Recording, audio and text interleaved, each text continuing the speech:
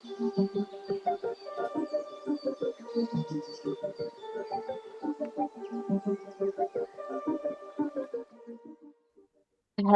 and welcome to another episode of Coaching Outdoors. It is spring. Finally, it is spring. Oh my goodness, it was the spring equinox yesterday.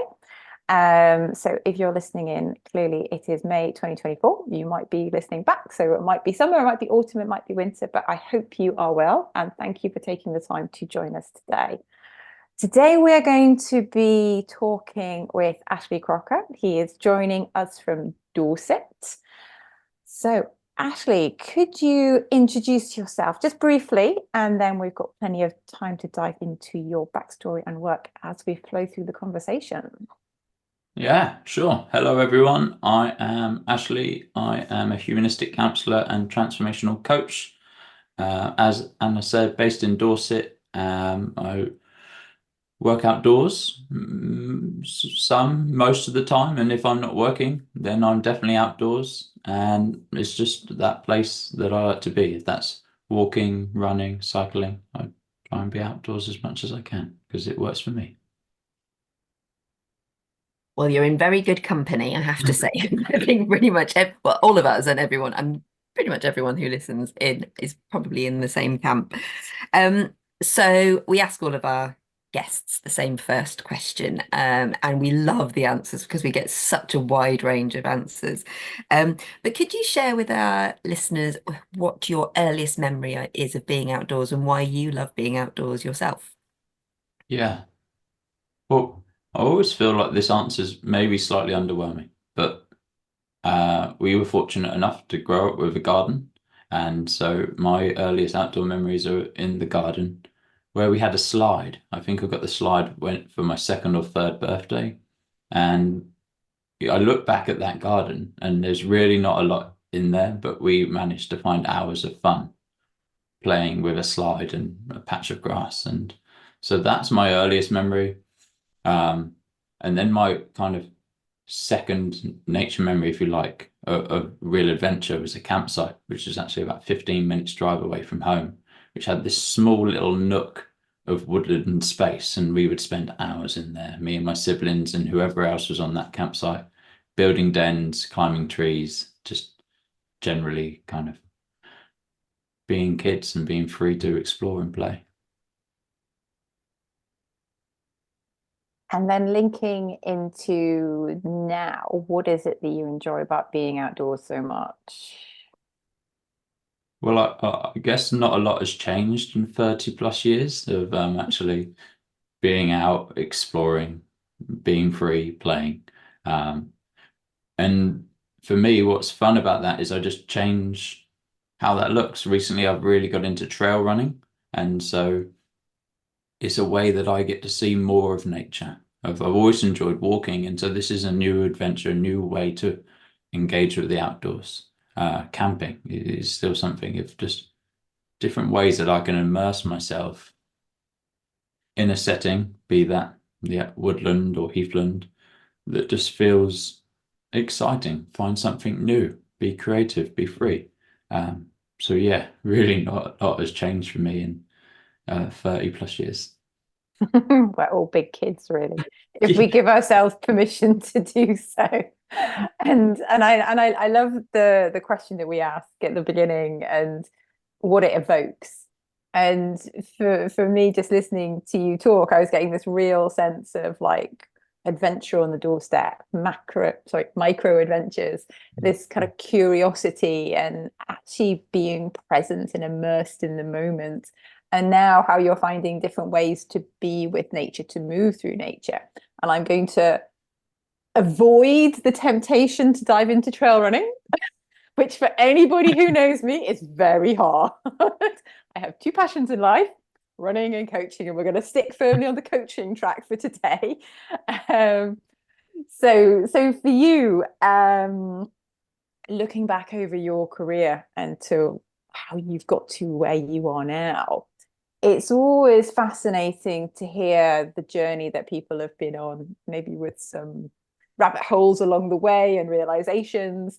And ultimately, in your career path, what have the key milestones been to get you to where you are now? Yeah. Wow. There's such a interesting question, because I could go on about my career for ages, because I'm one of those people that jumped from job to job. I left school adamant I wanted to be a chef. And so trained in catering, worked my way up through kitchens. I was quite successful, a head chef at 19, and quite quickly realized this isn't what I want to do. And so went on a very long journey of finding what I want to do.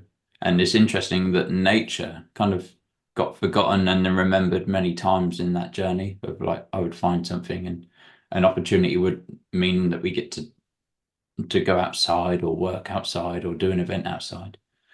And then I did a lot of support work, and I moved into education and working with children. And that's when I discovered Forest School. And working with Forest School was a real light bulb moment for me. It kind of pulled me back into something that I remembered and reminded me of those times of camping as a child or playing in that garden, of this is me, this is what I like doing. And so that kind of sparked that back up for me. And I still kind of rummaged around in careers until I met counsellors, and I thought, okay, this is what I want to do. And got into counselling and training with counselling. And at some point in your counselling training, they asked you to do a research project. And I did my research project on nature therapy. And the way it was received within that cohort that we were learning, the feedback was how passionate and excited I was. And I just assumed everyone would be that way. And so it quite quickly for me, I realized, okay, there's something in this for me. There's something for me to explore in this. And the more I read and the more I learn, and for me, even with my vocabulary, nature is kind of the answer to most of, at least, the challenges and problems that I face, and kind of helps me be creative in how I work with my clients. Even if it's like this remotely, I feel like I can bring some nature into that as well, because of my relationship with nature.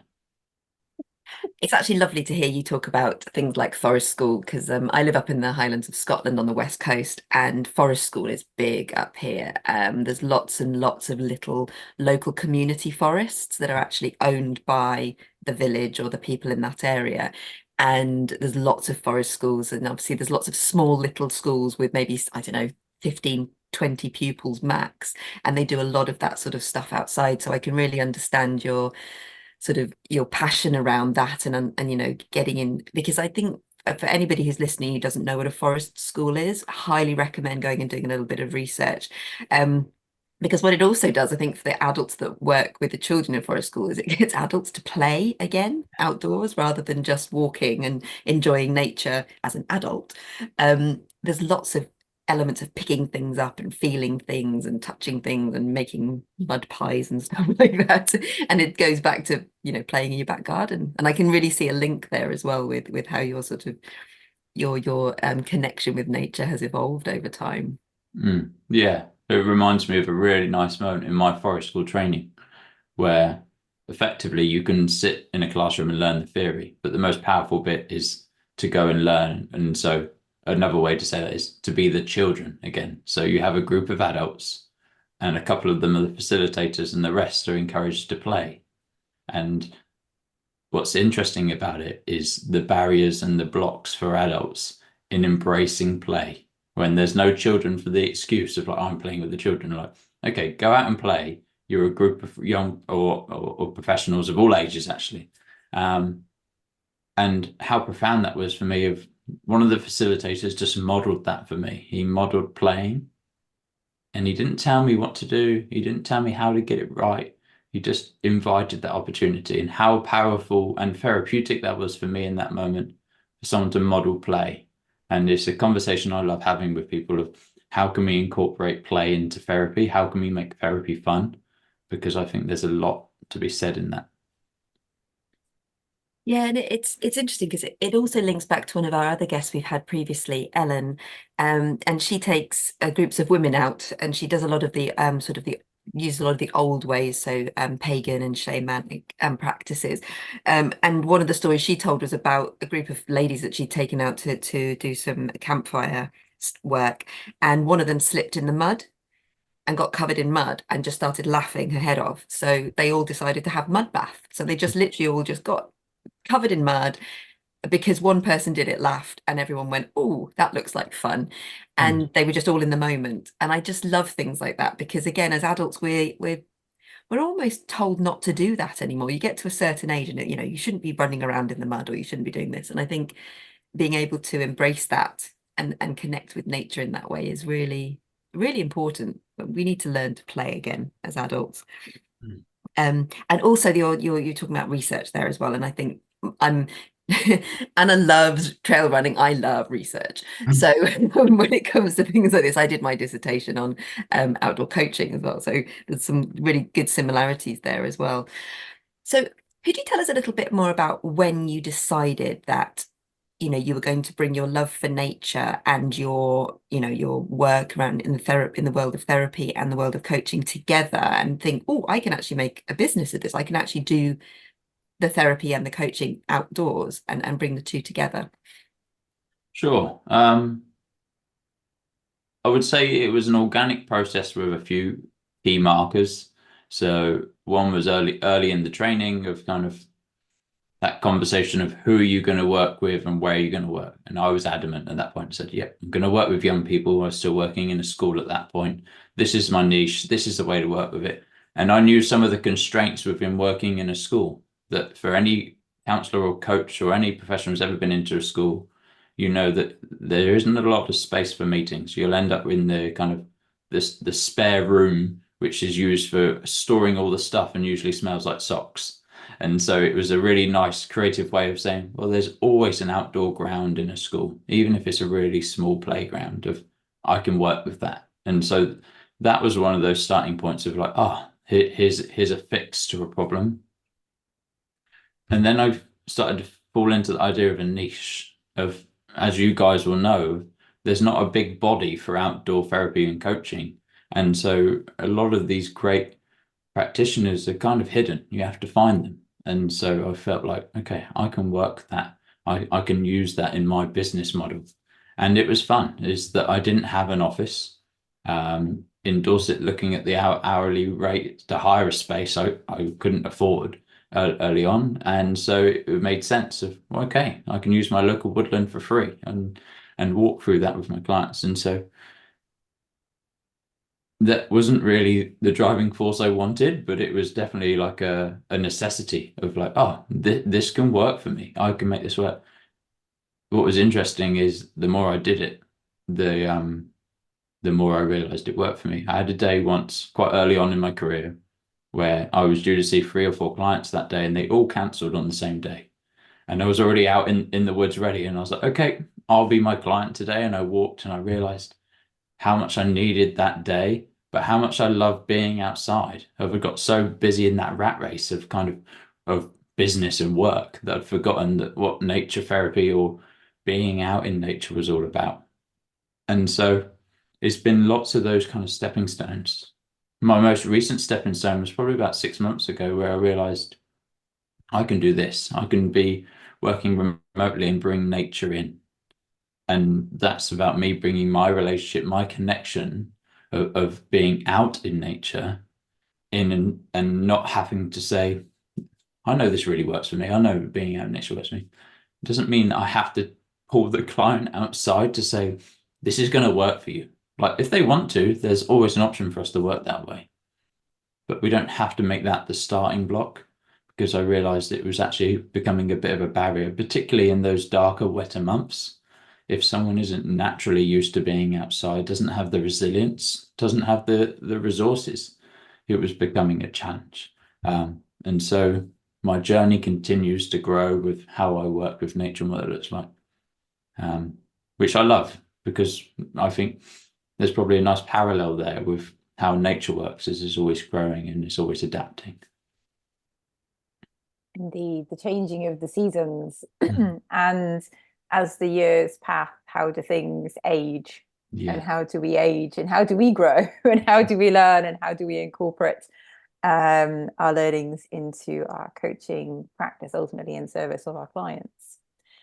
And you've talked about being in the woods, and I think I understand you do some work within a space. There's a yurt that you do some wellbeing work as well. And it was just kind of curious to get like a bit more of an insight into your kind of coaching practice and Yeah. how you use the woods, and then maybe the different space to kind of shift things up. Yeah. Well, that's really interesting. That was my kind of starting point of saying I need a space. Of what I was finding of working with nature is it was okay if I had built that relationship. Someone trusted me and someone felt comfortable to go out into the woods with a man they didn't really know and go for an hour-long walk and be vulnerable. But for many, that was creating a barrier. And so the yurt served that purpose of, okay, what if you have a space which is remote but not too remote? People can park and still see their car. There's facilities there.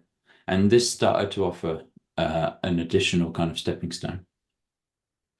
It's interesting, actually. I've just started to make another transition. And so I am either seeing people remotely like this, or we are actually going out into nature. Of one of the barriers of trying to find a place in nature is that it doesn't give you what people who are ready to take that leap need. If you're halfway there, and I like to work with nature, and so if we're going to go out in nature, let's go out in nature. Let's move. Let's explore. Let's be. Let's play. And so the yurt had its limitations, and so that what I'm finding I'm a lot more freer with is trusting nature in that way of just trusting my journey with that. Of okay, I really believe when I purchased that yurt and established it and built it, this is the way for me. This is how it's going to work. And quite quickly got that message from nature of, no, this isn't it. It doesn't stop here for you. Let's keep growing. Let's keep exploring.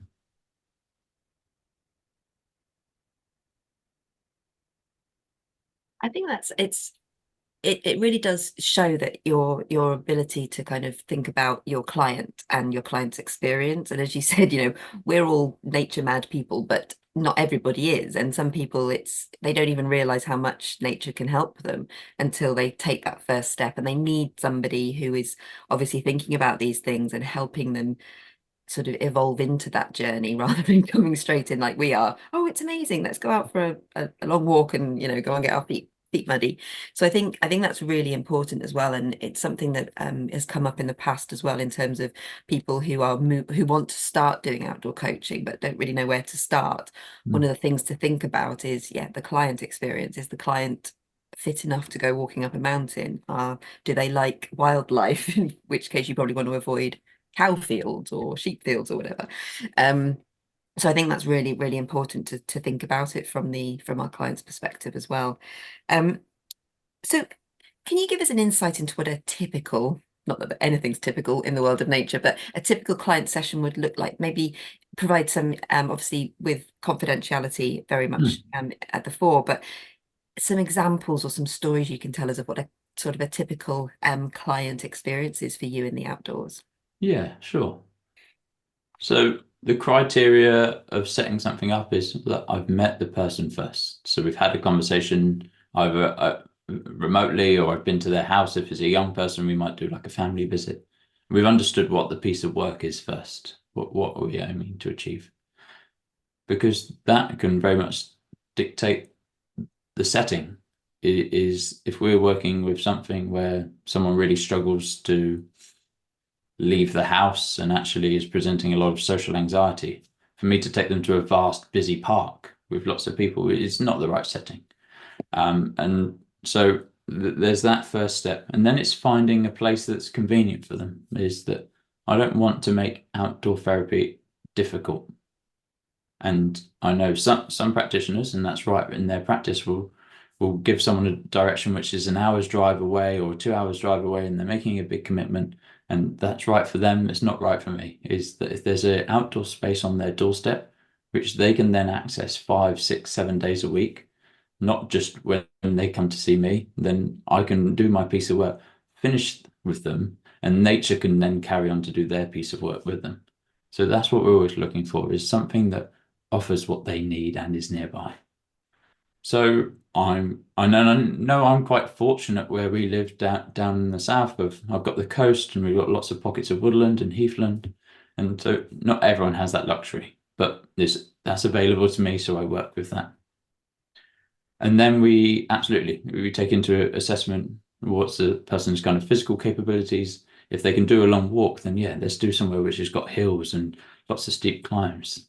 But if there's someone who's going to need to sit down, then is there a country park which has got benches nearby, it's got facilities nearby? And then we work with what we've got. So from the weather, there's a really lovely story of a 15, 16-year-old man by the time I finished with him. And it was raining on one of our sessions. And our conversation was all about the rain, about when did our relationship change with rain. Of when I was a kid, we took him to a woodland which he knew quite well as a child. I would jump in these puddles and have fun and laughing. Now I'm worried about my trainers getting muddy. And we explored that, and it totally worked with where he was at, of what he was working around with identity and anxiety, because he realized, if I want to jump in those puddles again, I can. And so that, as much as we didn't physically jump in the puddles, we metaphorically played that idea of what it would look like to jump in those puddles, to be free again, to engage with that outdoor space in that childlike way. Incredibly powerful for him. And then for another young person, totally different. We walked and talked for about 20 minutes. And then they said, can we sit down? This person had had a hip operation when they were younger. And so it meant walking for a long time didn't always work. We sat in silence for 20 minutes. And I don't know for anyone else out there who's a professional who's paid for their time and works in a talking career, to sit in silence for 20 minutes and not question, am I doing my job right, is an incredible experience. But I know that young person got everything and more they needed out of that 20 minutes of silence, because that week, that was the only 20 minutes of silence they were going to get. And so there's that creative element again. And what I always see is this kind of like, our role might be like the introduction part of, like, you introduce someone again into nature, because she could then go out as many times as she likes and sit on that bench and reproduce that experience without me there. And I think conventional therapy maybe lacks that in a certain way. So that's just a kind of snapshot, if you like, of what outdoor therapy can look like for me. And what a snapshot that was as well. Those two stories were absolutely phenomenal. Thank you for that insight.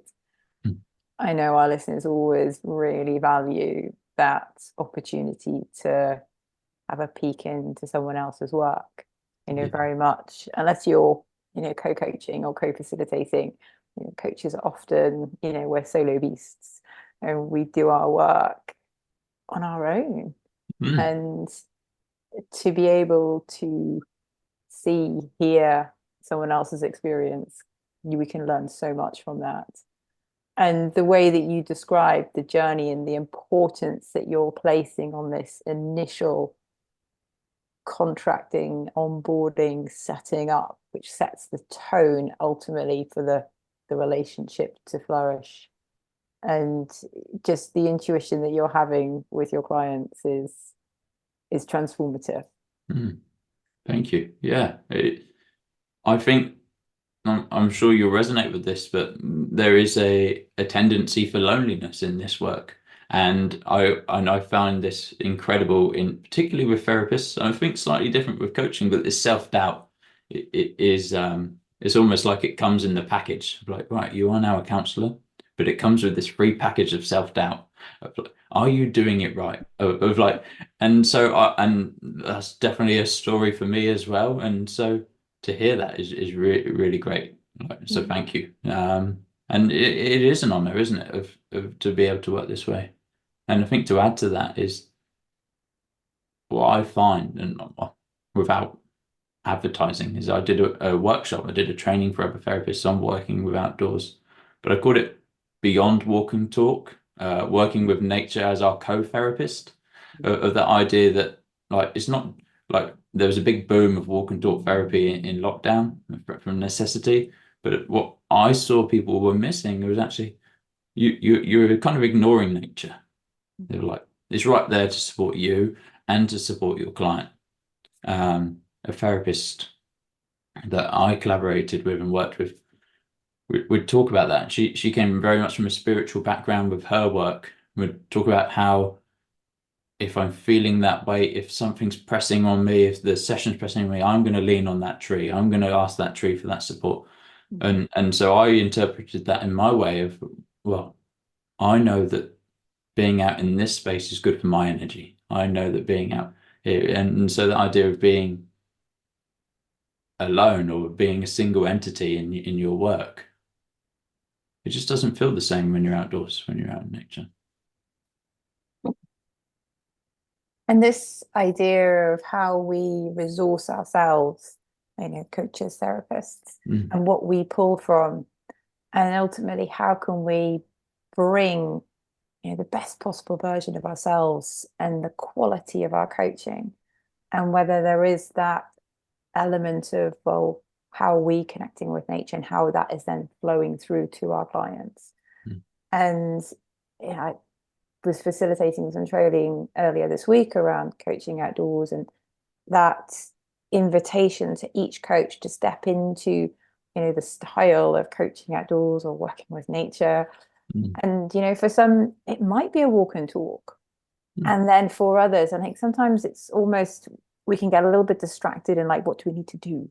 Like, as a coach, what do I need to do? And actually it's not the doing, it's the being. And the big piece of around is that giving permission to ourselves and to others. And just in your story around sitting for 20 minutes, that experience in itself is your client will take that away. And I just would love to dive into this piece, and you bridge the coach therapy fields, and we get a lot of more predominantly coaches. And I know that almost within the coaching world there is becoming more this kind of combined therapy coaching, and ultimately what does that offer? So it'd be interesting just to get an insight into how you manage that and what maybe you notice in your practice, what comes through. Well, how I caveat it now is anyone who's working with me, I say that they're getting counselling and coaching. It's not like I wear two hats. I don't put on one hat and say I'm your counsellor now, or I'm your coach now. They get me. Like, if someone invests in me, they get me. And so, but what I will do is in a particular session, say working with a client with grief, then we're probably more counsellor heavy in that, of what they need is someone to or what he's looking for is someone to validate that that's exactly where he's at. He's not looking for a new insight right now. He's sat with grief. And on the flip side is I might have someone come and they say, oh, I'm looking for a counsellor, because that's what they think they're looking for. And then when you say there's an opportunity, we could do some coaching here, and coaching looks like this, and we could create this goal, and we could create some steps in order for you to achieve that, and that's what that might look like, and working with insight. And someone goes, oh yeah, is that not counselling then? And so what I realized is well, personally, is once I did my coaching training, I was like, now this is what I thought I wanted to do. And so I think there's this process of, well, as a British culture at least, is we're just waking up to kind of saying it's okay to have a counsellor, it's okay to have counselling. But there's still some work, unless you're a CEO or you're coming from quite a significant business background, to invest in a life coach is still a very small niche. Yeah, I think it can serve people really well. So what it looks like for me is, no matter what avenue people are coming from, I just say, this is how I work. And then we might have that conversation in between. As if someone says to me, I want to do a piece of counselling work, absolutely, let's do that. And then if a real clear opportunity comes for us to do a piece around insight and help them to grow, and I invite that and they say yes, then we can bridge that gap over to coaching. I think that goes back to what Anna was saying as well about giving ourselves permission. It's how do we as a community in coaching and in therapy as well help people give themselves permission to come and talk to a coach or talk to a therapist. And in the business world, and Anna and I've, right from when we first started this podcast, we've been talking about that right from the start. How do we get businesses to embrace this, this as a not a not something to fix somebody or to fix a problem. It's developmental. It's helping people to really embody themselves and be the best version of themselves they can be. And therefore, what's the benefit that the organization will get from that, with somebody actually, being themselves in the business and bringing their best selves to work every day. So it's really interesting that you say that as well, because I think a lot of people are a bit nervous about coaching or therapy because of the words. And I do think actually saying, okay, let's go for a walk bridges that gap a little bit, because it takes that response, it takes that away a little bit. Like I'm going to sit in a room with somebody and they're going to look at me, across a desk eye to eye, versus walking together side by side or sitting together or whatever it might be, and just having a conversation, which is a little bit different, I think, in people's understanding. But actually, the outcomes can be even more powerful, which is obviously why we love the outdoors in our coaching. You did touch on sort of that loneliness piece, or being a little bit kind of as an individual thinking, am I doing enough here? Am I actually, being a good coach or a good therapist? Are there any other challenges that you've come across in either your therapy work or your coaching work outdoors, that might be useful to share with our listeners, and how you overcame them? Because I think some people, again, there's some barriers there to taking coaching outside because they're a bit worried about a few things. So is there anything that you can share that you overcame or have overcome?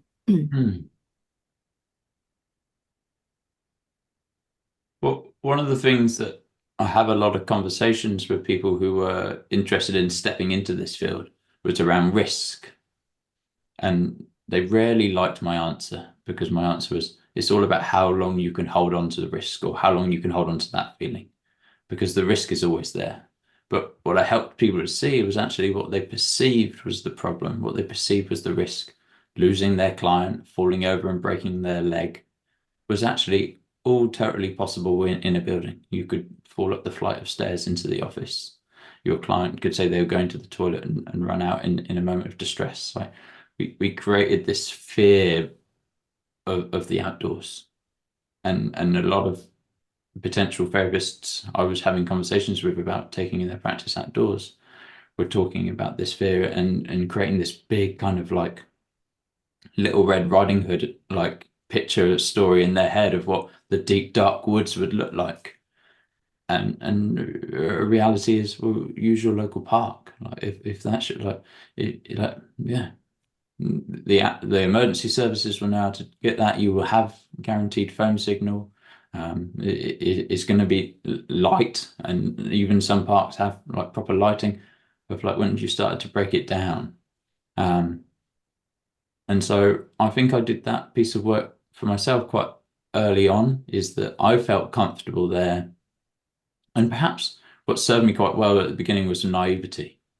I just thought, well, yeah, we all go out and enjoy the outdoors. And it wasn't until I faced some of these scenarios, and you learn and you adapt. And I certainly learned a lot of that in my Forest School training. You take a group of 4 or 5-year-olds that you've never met before, and you have to learn their names quickly, because if you don't, and that one runs off, and you don't know their name, it creates a new challenge. And so yeah, I've become very good at kind of dynamic risk assessments and kind of responding in the moment. And if I feel like that was probably that kind of baptism of fire, of those skills served me really well for facing those challenges. And the rest comes back to that contracting.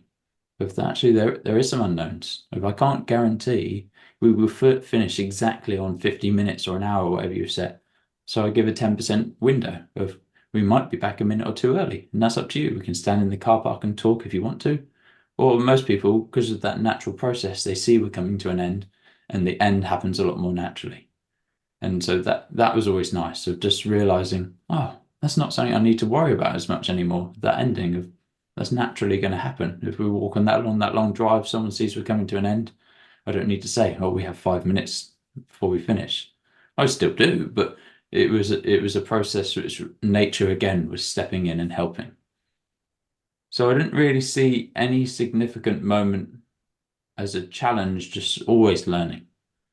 And I felt quite comfortable to lean into that and kind of go, this isn't like when you're training at college and you have your practice hour clients and you kind of go, oh, okay, yeah. Like it always felt really heavy and significant, and every person's story in life is obviously important and significant.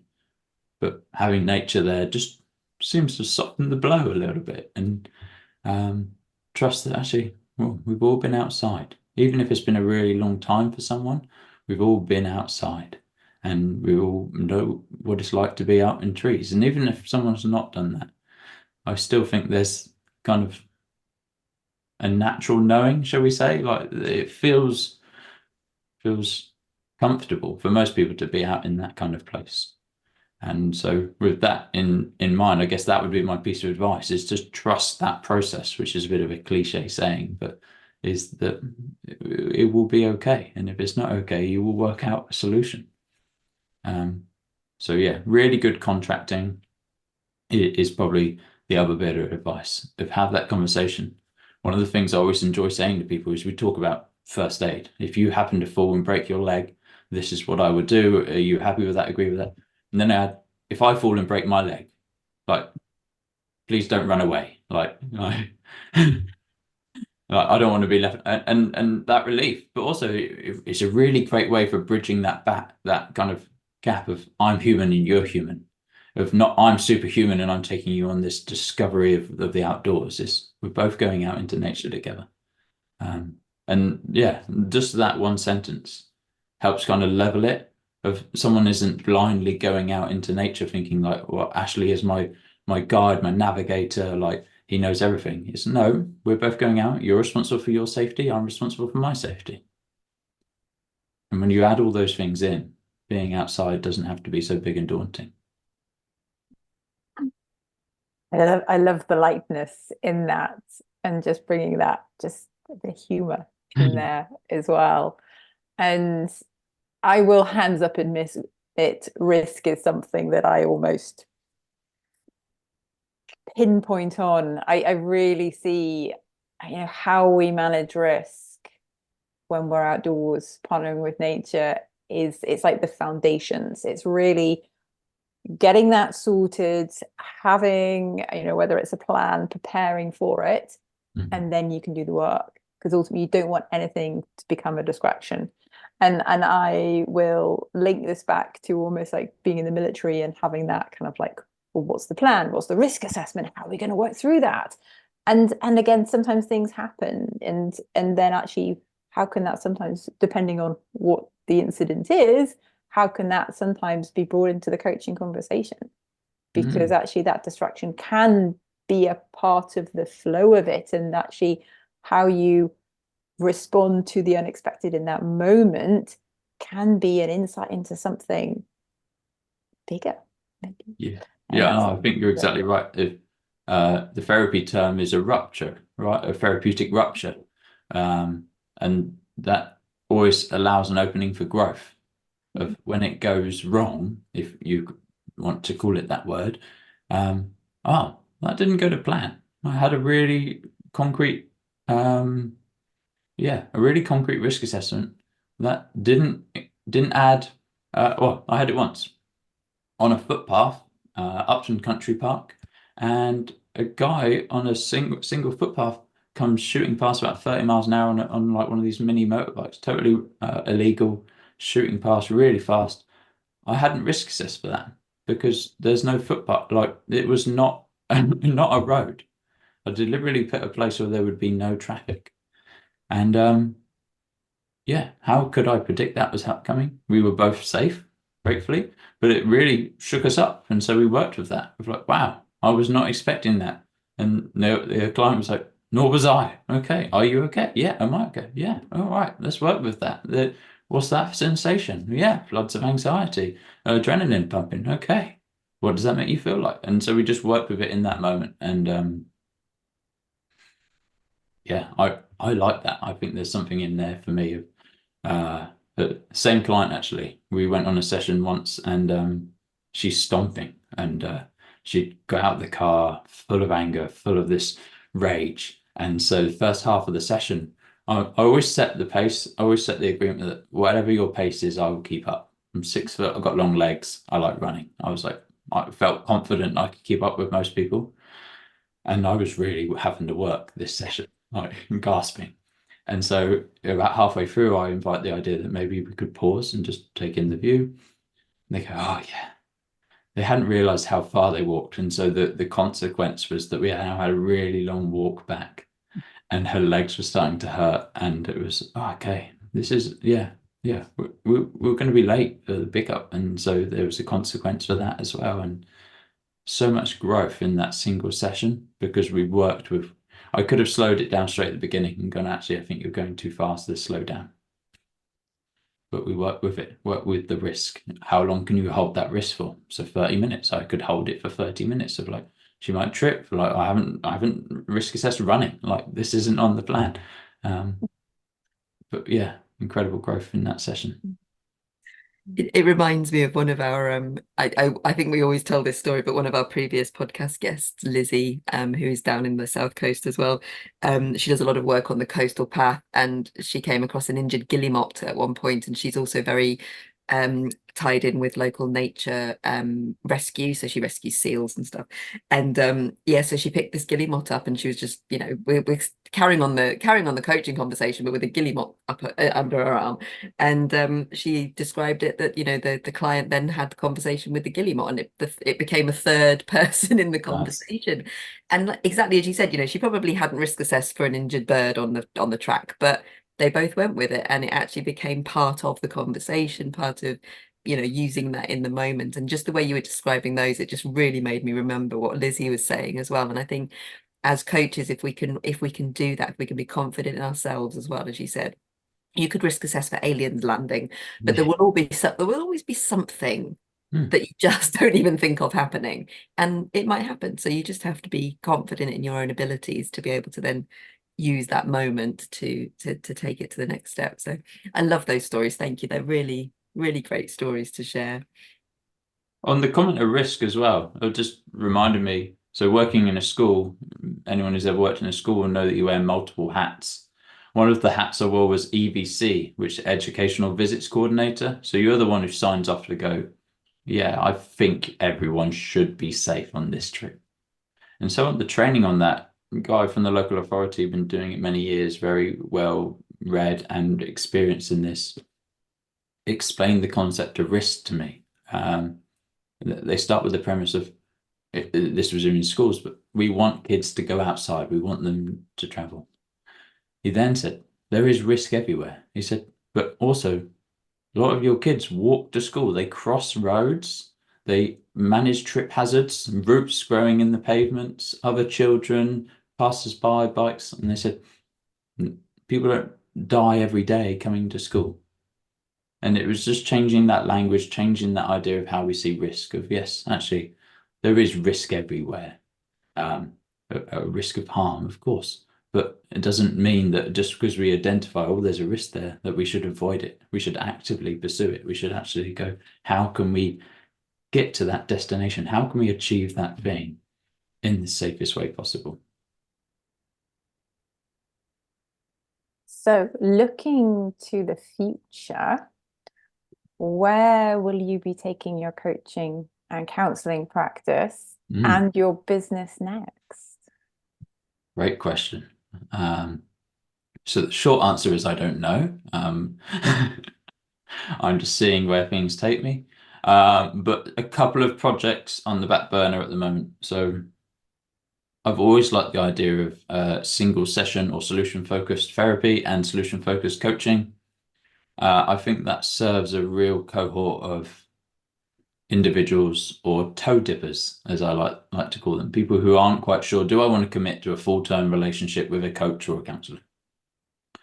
I like to do that idea with a walk with nature, where we pair a location with that client's goal. So that client saying, you know what, I really want to bring more fun or excitement or joy or confidence into my life. Okay, let's find a place that matches that. And we do a 90-minute session. So that's something I've just combined and released as a service that I now offer. That because that excites me is that idea of, okay, can we get all of that into a 90-minute session? And so create that challenge for myself. The other thing is, cautious with this word because it gets thrown around a lot, but retreat is an idea of working with a small group of people to show how counselling and coaching can be accessible in an adventurous way. And so mainly inviting that to groups of people who wouldn't have thought to have a counsellor or wouldn't have thought to have a coach, and give them an experience which isn't necessarily, it doesn't have to be really vulnerable and really deep early on, but it allows that opportunity for growth in that way where, oh, okay, this is fun. So in the background, starting to have some conversations with people I know who all offer different skill sets, different experiences, and thinking, how can we just add that in a place of nature and a place outdoors, which starts those groups of kind of growth. So yeah, most of those aren't really kind of complete or tangible yet, but they're kind of ideas of things that excite me. I think that's really important as well, isn't it? It's doing things that excite us as well. So, you know, because that energy then flows out into nature, but also in, you know, towards our clients as well. And, you know, if they see us enjoying ourselves doing what we do, then it gives them the confidence that actually they can open up, they can explore their challenges. Rather than constantly looking at the coach walking alongside them thinking, do they have any idea what they're doing? Are they going to fall over in a minute, and that sort of thing. So I think, and having that idea, you know, what's next? How can I evolve this? And there are quite a few previous guests who do the kind of retreat aspect, but in very different ways, very, very different ways. So it might be worth linking up with some of them, Nice. and Yeah. you know, picking their brains on how they approach it as well. Because I think there's so much that can be done in that space, so much that can be done, especially bringing in the play element as well. I love that. I really think that's a great aspect to add in as well.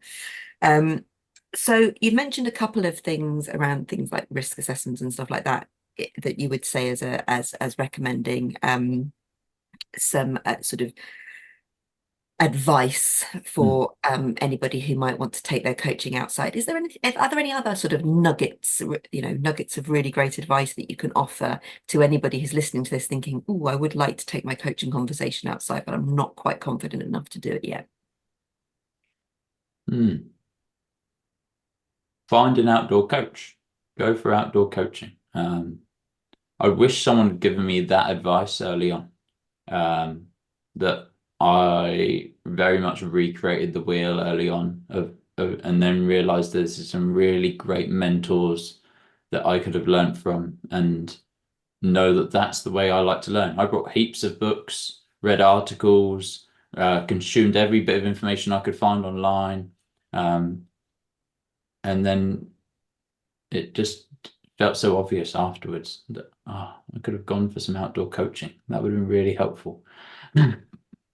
And trying multiple outdoor coaches as well. Of it's all about that connection, and as you guys see in your work, it's so diverse of how people engage with nature. Don't make a decision on your relationship with nature through one outdoor coach. If you know you like being outdoors, and then you try your first outdoor coach and they start to talk in a language or in an energy form that doesn't fit for you, then it's probably the coach that you're not connecting with rather than nature. I find that in my conversations, I always encourage people to bring it back to you, and that's what is your relationship with nature. And where does that stem from? What do you love? And it's having this real spending time on your identity as a coach, and it's almost something we all move through. We're all constantly evolving, and it is that, you know, getting to know yourself, you know, as you've mentioned, by conversations with others, and maybe what resonates, and I think just as importantly, what doesn't resonate. And I remember through my kind of coaching career, I've worked with a lot of mentors and supervisors, some of whom I have purposefully picked out because they are polar opposite to me. And it's been uncomfortable, and it's been just, it's been tricky navigating at times. And you learn so much. So, you know, really, really great advice. And you know, Alex and I feel so honored to be able to have this podcast and have the opportunity to speak with just coaches around the world who are all so unique. And this is what I love about this space. There is room for everybody to come through. We are all so different. We all have different experiences, skills. We all have different offerings. And ultimately, whatever, you know, we can do to encourage people to take that first step, to give themselves permission into it, is a small part in this big outdoor coaching community working with nature, which is growing. It's a really exciting time. And, you know, we're all, and you listening in, we're all a part of that. And turning to, you know, it sounds like you've been an avid consumer of different articles and resources. If there's a couple that you'd particularly recommend, it would be helpful if you're able to signpost them. Let's have a look. Okay. So I'll give you, I've actually lent one out. So the one that I would give you isn't here. So let's try this. So it's something, what you're just saying there, Anna, about like that challenge of being with something that isn't your natural kind of way of like, I'm going to learn lots out of this. I did a lot of that. And so this is something I'm reading at the moment, which pushes me out of my comfort zone. It's called Wild Magic, and it's by Danu Forest. It's all about Celtic folk traditions for the solitary practitioner. And just some really interesting messages in there, and engaging with nature in a different language, in a different energy, very much a different energy. But one of the nuggets I took out of that was find a place in nature that resonates with you and visit it frequently throughout the year, different times of day, different days of the week, and obviously throughout the different seasons, different weathers. And so I've been practicing that. There's a bench in my local woods. And then she talks about rituals. So I took a bottle of water on a really hot day, I watered some of the plants, and just trying to engage with nature in a different way to is my norm. And so yeah, that's really been interesting. The other one I would share, but yeah, I've learned that to another coach, but is Coachingoutdoors is what it's called. A lady based up in Scotland. I've forgotten her name, but you probably know the one I mean, right? Oh, Alex. Yes, Leslie. She's Yes. been a previous podcast guest, and she's going to be at our event in July as well. But yes, amazing book. Really liked it. I like a format in a book which is coherent, practical, and I wish I'd brought that book sooner. But yeah, that's a really good book. So we'll go with Ecotherapy, which is Theory, Research and Practice by Martin Jordan and Joe Hines. Sadly, Martin Jordan is no longer with us, but this is for anyone who's really embraced in that and wants to navigate all of the different elements of outdoor. Like, this is more therapy than coaching language, but it talks about the whole spectrum from ecotherapies, walk and talk, adventure therapies, how they differ, how they connect, what the science is behind how they work. And so two very contrasting books, but both are really valuable. Oh, we love the links and the full circles that come through, and the fact that you're reading Leslie's book, which is wonderful, because we're so supportive of her and her book, and she's been so supportive of the podcast as well. So yes, thank you for sharing that. So we're going to have to wrap up, unfortunately, and it's such a shame because honestly we could ask you so much more. We always think this, and we always think, well, we'll have to arrange another podcast with you in the future as well to dive into a few more areas with you. I love that. But really, I mean, you've given us so much insight, amazing stories, and examples that, as Anna said, people love to hear and see a little insight into how other coaches work and what kind of experiences they have and their clients as well. So before we do wrap up fully, where can our listeners find you if they want to get in touch and they want to find out more about your work and the way in which you use nature? Yeah. Well, and I'll extend this to you guys. I love to have a conversation. So the best way is to get in touch and let's have a conversation. And if that conversation means we have a nice conversation and then it ends, that's okay. So they can head to my website, which is ashleycrocker.co.uk, and they can find me on the social media platforms. So Instagram, which is Ashley Counsellor Coach, and on Facebook and LinkedIn. Now, hands up, I am not a big LinkedIn guy. That needs to improve, and it will. Okay, but yeah, I am there in profile, but you will find more on those other platforms. Social media. Oh, the social media maze. And the invitation is there. We have a LinkedIn community page. Nice. And your episode will be promoted through that. So feel free to jump on and like and share as an introduction onto the LinkedIn world. I will. Definitely. Yeah. But fully respect a number of conversations with coaches, as I'm sure you both have, around social media and where do you ear towards or not in that marketing, sales, business development side. But hey, we could continue the conversation and I am conscious of time for today. Thank you so much, Ashley. It's been such a pleasure hearing you talk.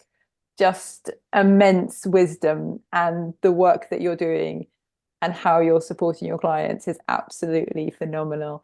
So thank you for all that you do, and curious to see where you go in the future. Who knows these retreats and the different services that you will offer. And thank you, listener, for taking the time to listen in for today. Reach out, get in touch with Ashley, continue the conversation. That is what it is all about.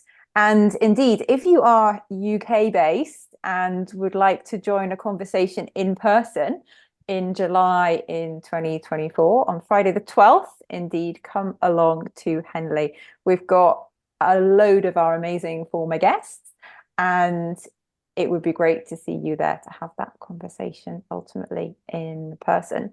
If you're a first-time listener, wow, you are in for a treat. We have got a back catalogue of episodes like this, diving into the ways of coaching outdoors and partnering with nature. So do please dip in. And if you're not a member of our LinkedIn community, please do join us and nearly 1,300 other coaches who have a vested interest in taking their coaching practice outdoors.